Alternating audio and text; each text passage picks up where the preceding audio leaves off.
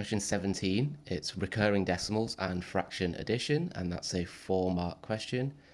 So what we're going to do is we're going to focus on the recurring decimal first, and the strategy here is to convert this recurring decimal into a fraction. So let's write x is equal to our recurring decimal. Now the method I normally use is to find 10x and 100x and maybe even 1000x if necessary.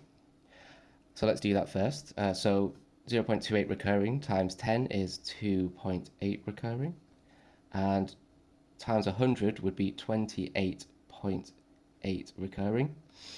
And then what we're going to do is we're going to look if I can subtract any of these x values from each other to get a non-recurring decimal value. So for example, if I did 10x minus x, that would be 2.8 recurring minus 0.28 recurring.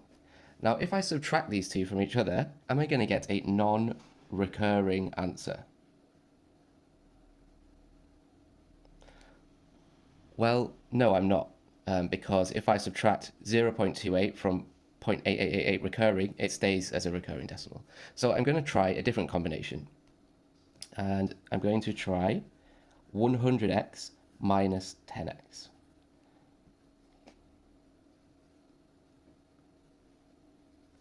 So 100x is 28.8 recurring, and 10x is 2.8 recurring. Now, if I subtract 2.8 recurring from 28.8 recurring, you should be able to see that there's this 0.8 recurring at the decimal here and a 0.8 recurring at the decimal here. So if I subtract them from each other, they're going to cancel out. So 28.8 recurring minus 2.8 recurring, well, that's just equal to 26. All right, so this is 26. 100x minus 10x is equal to 90x. Therefore, we can say that 90x is equal to 26. And so x is equal to 26 over 90. And since x is our recurring decimal, we can say that we've now expressed 0.28 recurring as a fraction. And now the final part of this question is just to add these together. So we have 5 over 9 plus 26 over 90. Now if I just multiply this by 10, this fraction, I get 50 over 90 plus 26 over 90. And that all comes to 76 over 90, or 38 out of 45.